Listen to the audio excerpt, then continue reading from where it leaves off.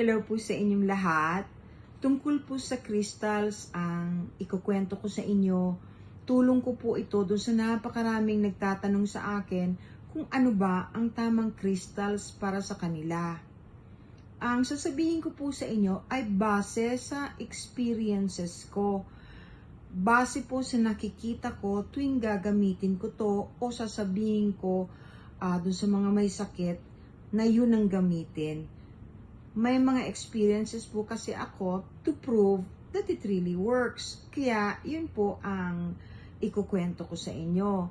Pero at the end of the day, kayo pa rin po ang mamimili niyan. Ano po? Kayo pa rin ang magdidesisyon. Sasabihin ko lang po sa inyo yung mga totoo na yung talagang tumatalab. Pero bago ang lahat, dapat po ninyong maintindihan na hindi lahat ng nabibili na commercial, lalo na po online, yung pagkamumura ay tunay.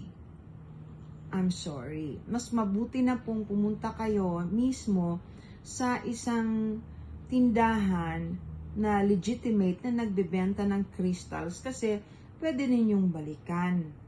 Ibig kong sabihin, matatakot yung mga nagtitinda kung physical store talaga na mandaya. Hindi po ba? Kasi it will reflect on them at wala nang bibili sa kanila. Yung akin po, ang mga ginagamit kong crystals po ay yung talagang natural crystals and tunay po. Yung mga nabibiling maramihan, meron kasi akong mga ibang mga pasyente na nagdala sa akin ng mga kristal nila na alam nyo, pag biniyak, malalaman po ninyo kung hindi man kayo marunong makiramdam kung tunay o hindi. Crystals are alive, okay? Ang kristal po ay buhay. Yan po ang ginagamit nung panahon ng Lemurians, ng Atlanteans. Yan po ang ginagamit nila na generator or kuryente. Hindi po solar. Yan po ang ginagamit nilang gasolina. Parang gasolina, pero of course hindi po gasolina. Ang ibig ko pong sabihin, nung unang panahon pa, ginagamit na po yan. Ang crystals din po ay nasa vest ng mga high priest before nung araw na very privileged. Kahit po sa Bible, kung hahanapin ninyo yung vest ng high priest, yung mga priest, meron po yung mga kristal na naka dun sa sinusuot nilang vest. Meron po. Okay po, para naman na magkaroon kayo ng konting kasiyahan, kinuwento ko na yung background uli nung tungkol sa mga crystals. Alam nyo, ang napansin ko po, sinulat ko para yung mga importante sa inyo, yung mga nagtatanong kasi, meron siyempre nagtatanong ng mga manunugal o gustong magsugal o tumaya, siguro, hindi ko alam, wala po akong binibigay na numero. Pero ang lucky crystal po talaga para sa mga sugarol ay aventurine. Aventurine po. Yan usually would bring you luck. Unless talagang napakabwisit mong tao, natural. But chances are, yung mga kahit na yung kunyari may negosyong pupuntahan o may bibili ng importante, magdala po kayo ng aventurine. Pwede naman pong nasa bulsa nyo lang o kaya kung merong bracelet or sing-sing. Kasi constantly magagamit ninyo yung aventurine. Okay, ito po napaka-importante kasi marami po akong pasyente na may kidney failures o may problema sa kidneys. Alam niyo po ang maganda sa kidneys ay hematite, shungite, and jasper. Jasper po.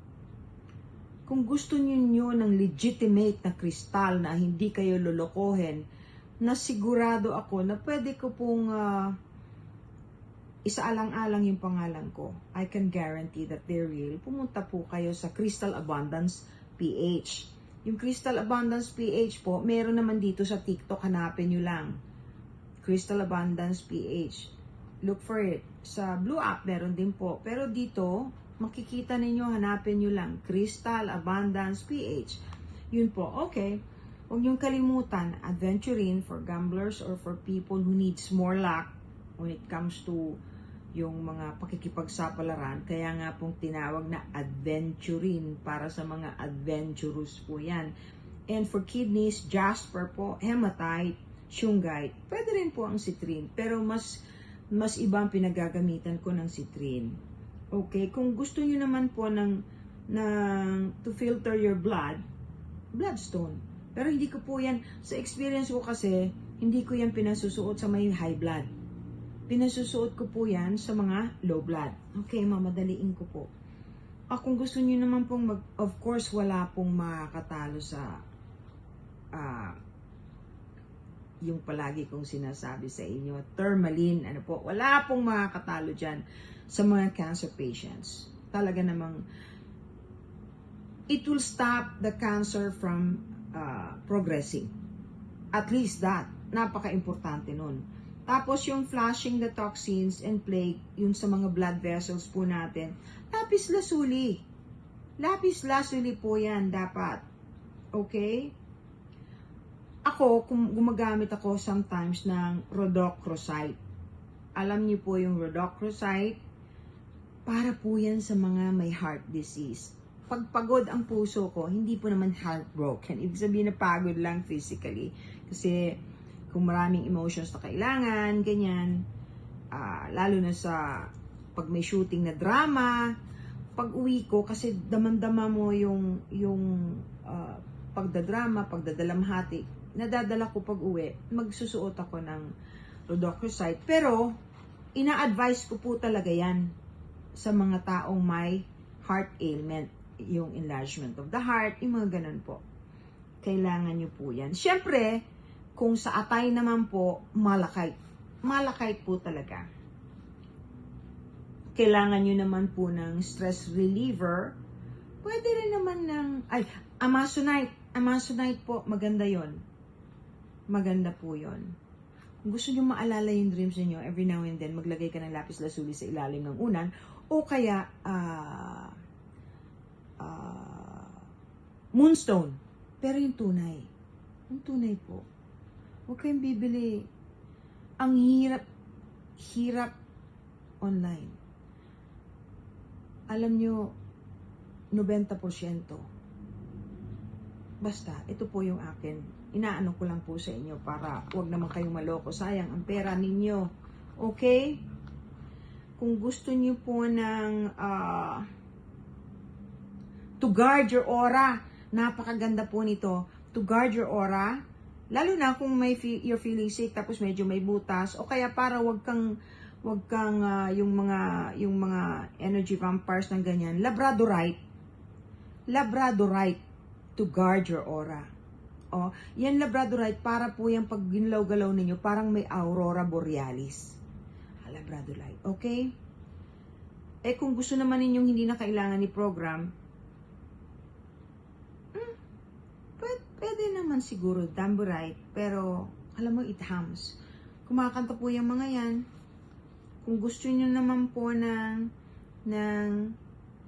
foreclosure, kunyari nag-break kayo ng girlfriend o boyfriend niyo, Angelite, mas madali kayong magkakaroon ng closure at makakapag-move on.